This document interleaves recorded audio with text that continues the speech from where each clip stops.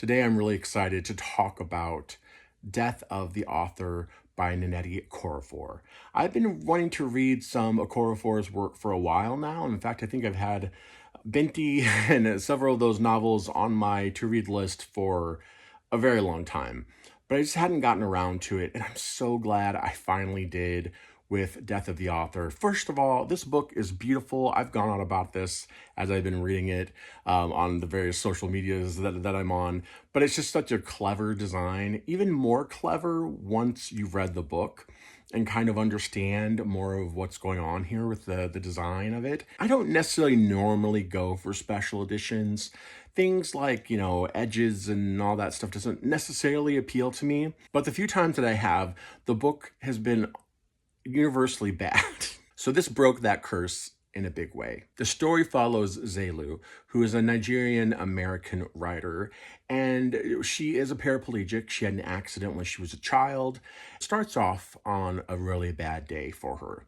That leads to her creating Rusted Robots, a novel that sees her gain meteoric fame, and there's a movie made about it. People are, itching for a sequel. And as you are exploring Zelu's life, dealing with her family and their quirks, meeting a new partner, meeting some interesting people who will change her life forever, interspersed between all of that is the story Rusted Robots. And of course, as you can imagine, the two parts of the book are speaking to one another. Zelu is a complex character, and I really think Okorafor really brings her to life and makes you understand her so well.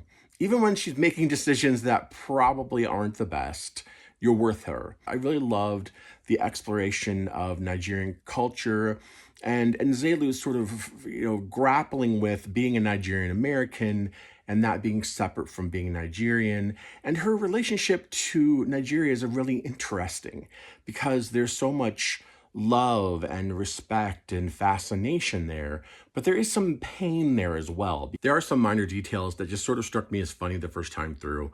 I think the sort of level of fame that Zelu reaches from her first novel just felt a little like unrealistic in this day and age, but it was fine. I was able to go with it. It didn't really matter. Okorafor is fantastic at character. There is a scene in this book where someone gets a new hairdo, and I was literally crying. And I don't cry that often when I'm reading, especially. It was really moving and so beautifully done and felt like such a triumphant moment. And I just thought that was kind of special.